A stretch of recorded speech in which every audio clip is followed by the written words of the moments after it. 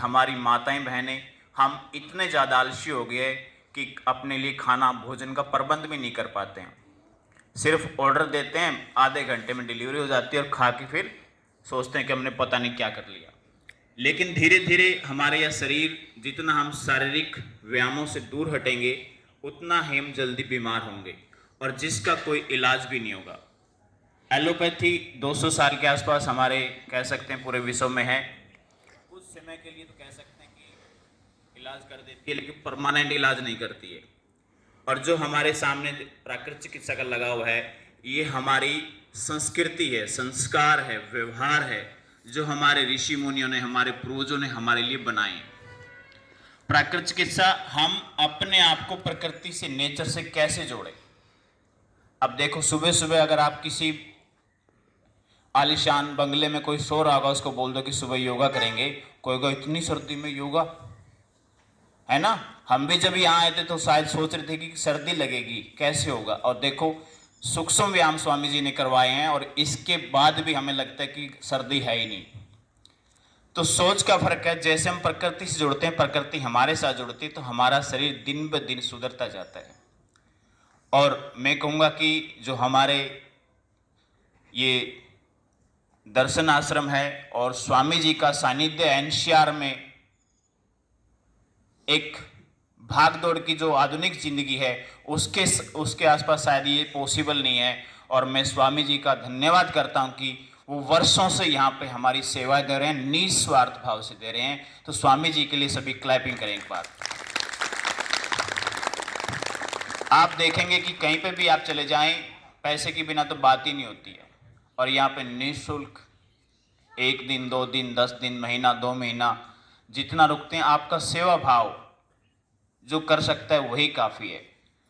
तो मैं बहुत ही आभारी हूँ, और दिल्ली एनसीआर का या पूरे भारतवर्ष का, कि हमारे दिल्ली एनसीआर में स्वामी जी ने इस आश्रम की स्थापना की और हमारे बीच जो असाध्य बीमारियों से लोग यहाँ आते हैं उनकी सेवा निस्वार्थ भाव से करते हैं, जो आज के समय में बहुत ही बड़ी बात है, छोटी बात नहीं है।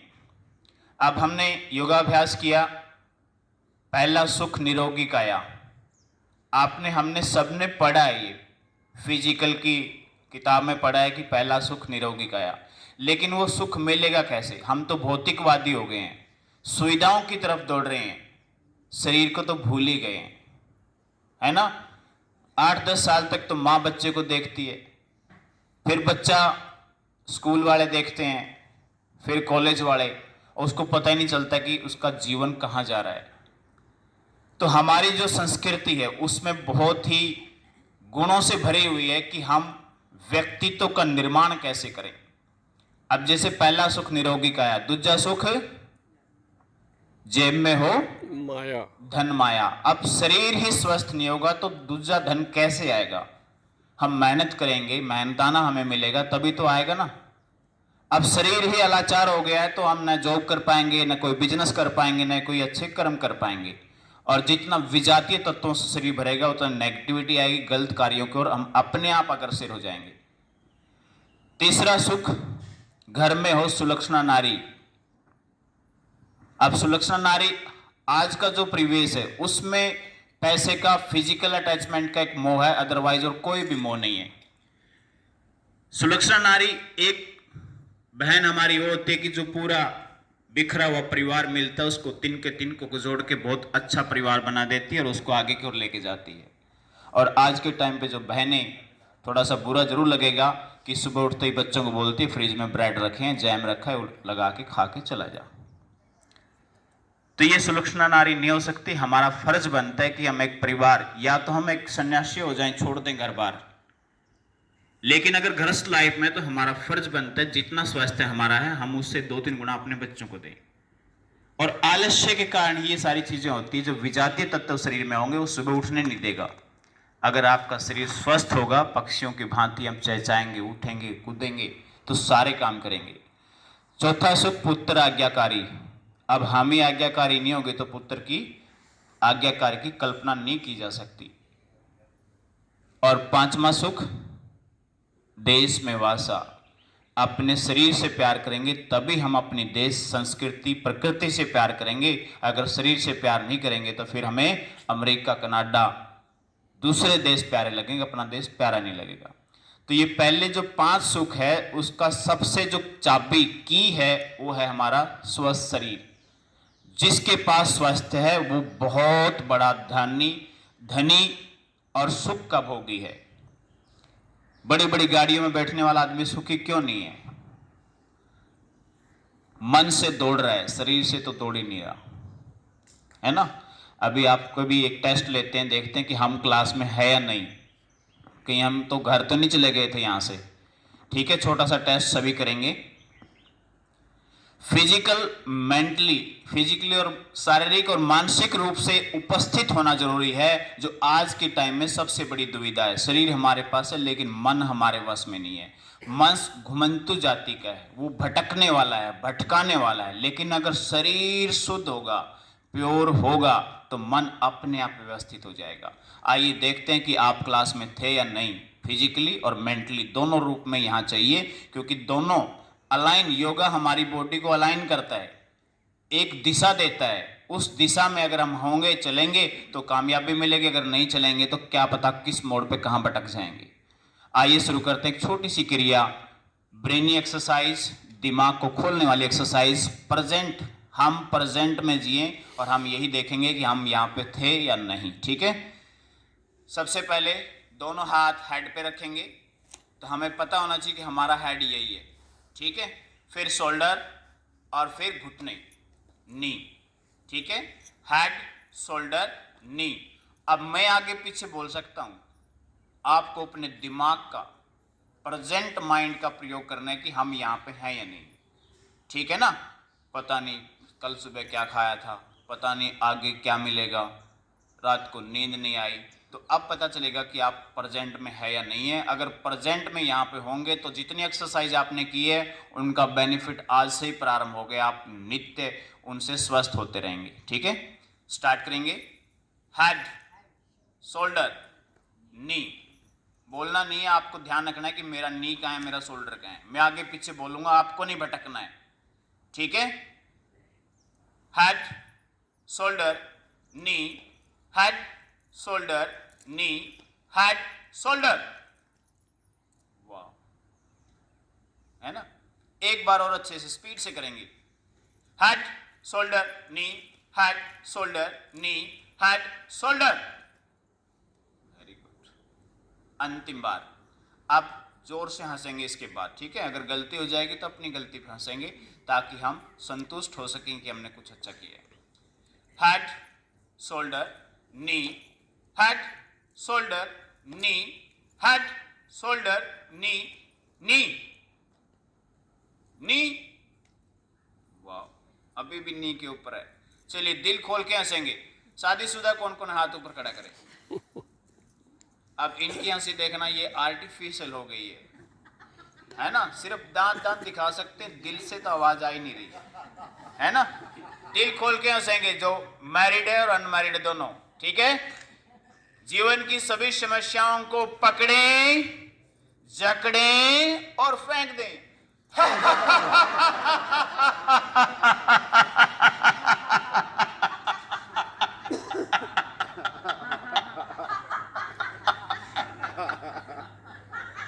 लंबा हंसना है।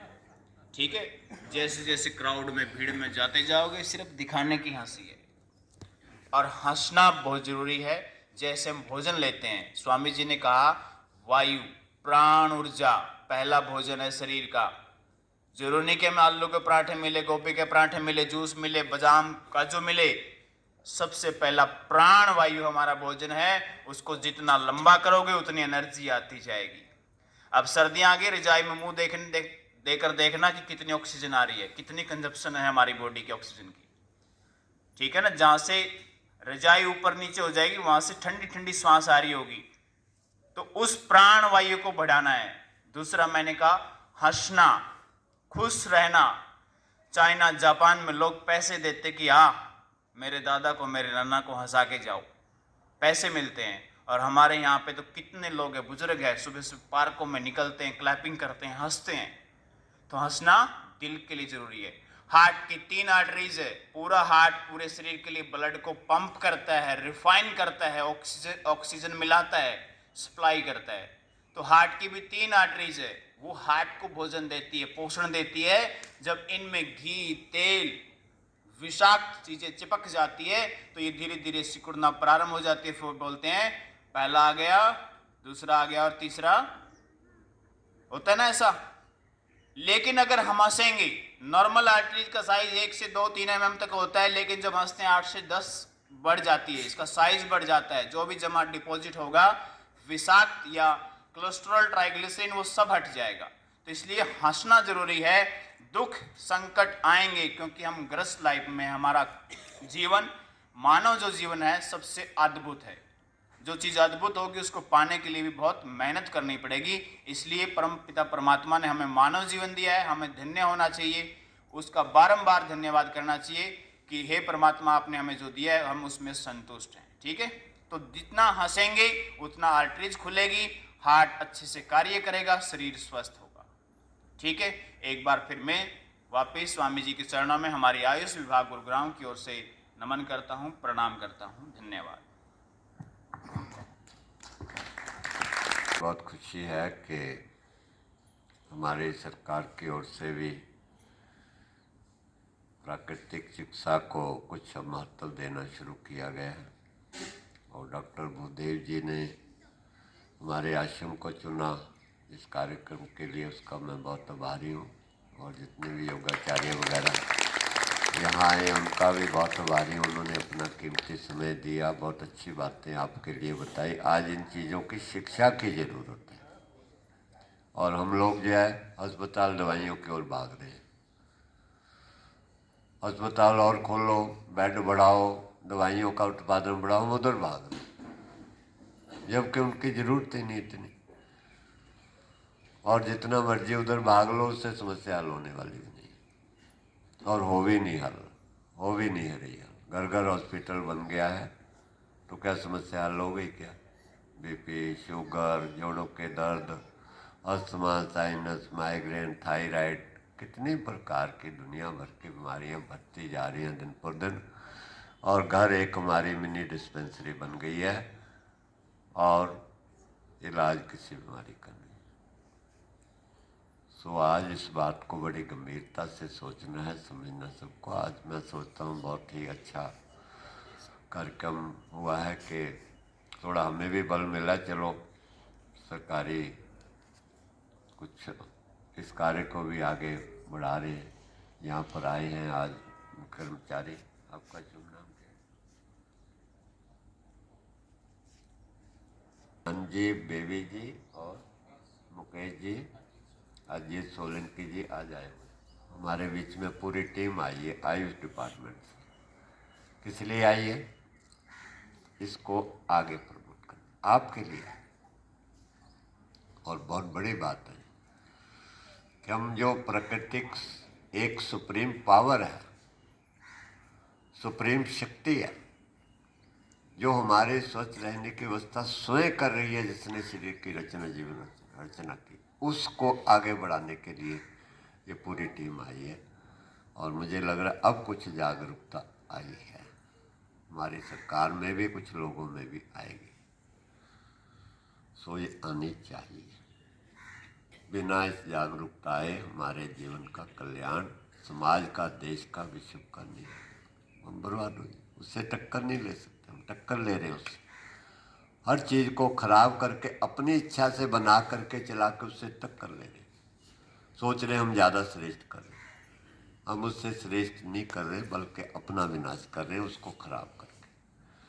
चलिए, अभी समय और भी है, यहीं पर समय खत्म होने वाला नहीं है। ये सारी चीज़ें, अब पहला सेशन महाराज के कार्यक्रम का समाप्त होने जा रहा है, तो अगला फिर अभी थोड़ा सा जूस और चाय वगैरह जो भी है ब्रह्मी वो है, वो आप लेंगे अगले कार्यक्रम में। फिर आप लोग यहीं आ जाएंगे, किसी को मिट्टी लगानी है, मालिश करनी है, वो टीम जो भी आई हुई है वो आपको हेल्प करेगी उसके साथ साथ। और आश्रम के व्यक्ति भी सब हेल्प करेंगे। विक्की जी हैं और अपने जो भी यंग बच्चे हैं सारे, सुनील जी हैं, सब लोग हेल्प करेंगे इनके साथ। पूरी तरह किसी प्रकार की कोई दिक्कत नहीं हो, मिट्टी है ये वहाँ पर। और सारी सबको जो है एकदम प्रसन्न कीजिए, जो भी बाहर है उनका रोग ठीक हो जाए, सब उनको अनुभव हो प्रकृति का, मन भी प्रसन्न हो, तन भी प्रसन्न हो।